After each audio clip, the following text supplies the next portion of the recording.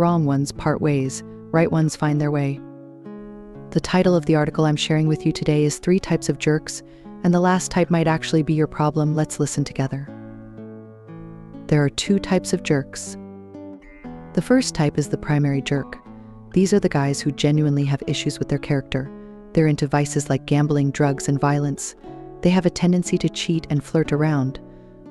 These kinds of men are almost always set in their ways, and it's unlikely they'll change for any woman.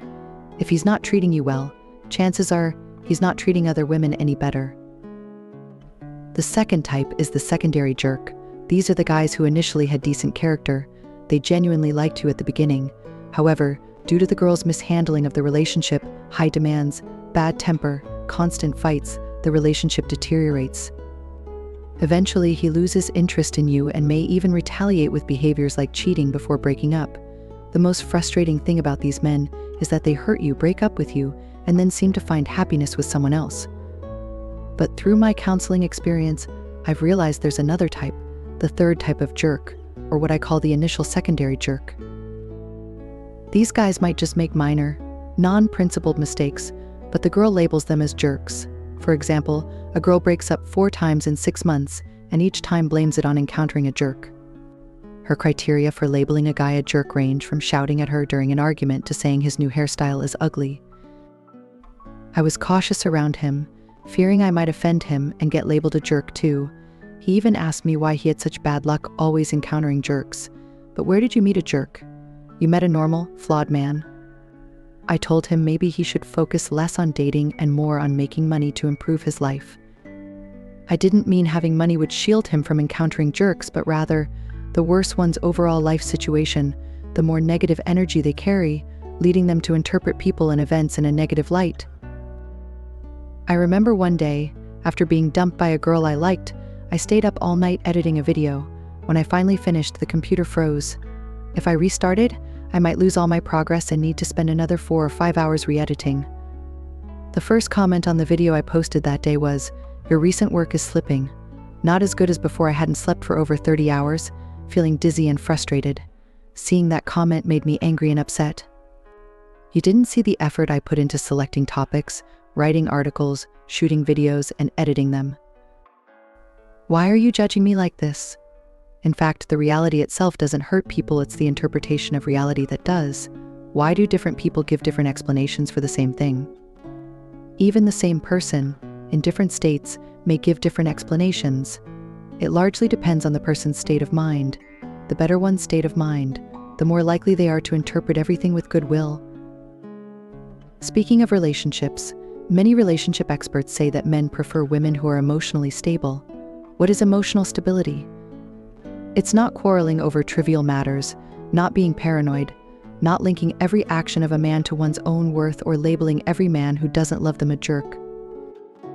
What kind of woman can achieve emotional stability? It depends largely on her personality, but also on how well her life is going. If she's happy and peaceful every day, she's less likely to care whether a man loves her or not. She knows she can live without him. So she won't obsess over every move of the man, looking for evidence of infidelity or lack of love. Secondly, she's more likely to forgive men's mistakes because she won't elevate every small mistake to the level of not loving her and being a jerk. She's more likely to give men the benefit of the doubt and interpret their actions kindly. Some women try to imitate emotionally stable women. They pretend nothing's wrong when they're angry, then feel aggrieved afterward, thinking they've tolerated too much and compromised too much for men. This approach is wrong.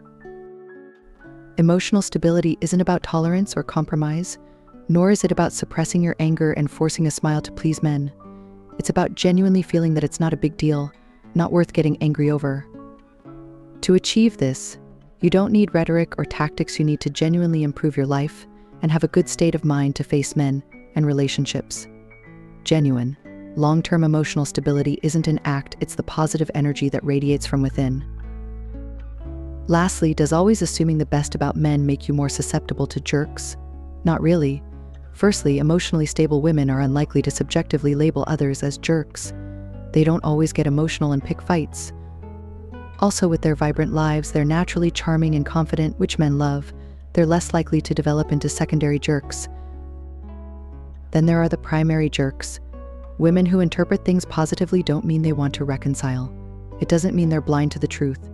They can still notice when a man cheats or commits a serious mistake. In fact, they're more likely to break free because they're already leading fulfilling lives and don't fear being alone. On the other hand, emotionally unstable women, always interpreting things negatively, often fear breakups because they interpret them negatively.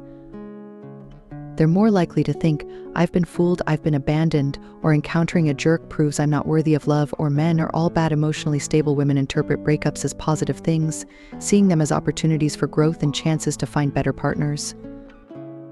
So while most women guard against jerks, emotionally stable women hardly care about their existence. They're too busy living their lives, waiting for better things to happen. That's the brilliance of these women. When ordinary women are on guard against jerks, they pay them no mind. Instead, they look forward to the great things life has in store. That's all for today's article. Thank you for your time. Please share the video with friends to spread the message. I hope you gain new insights every day. Here, you're never alone.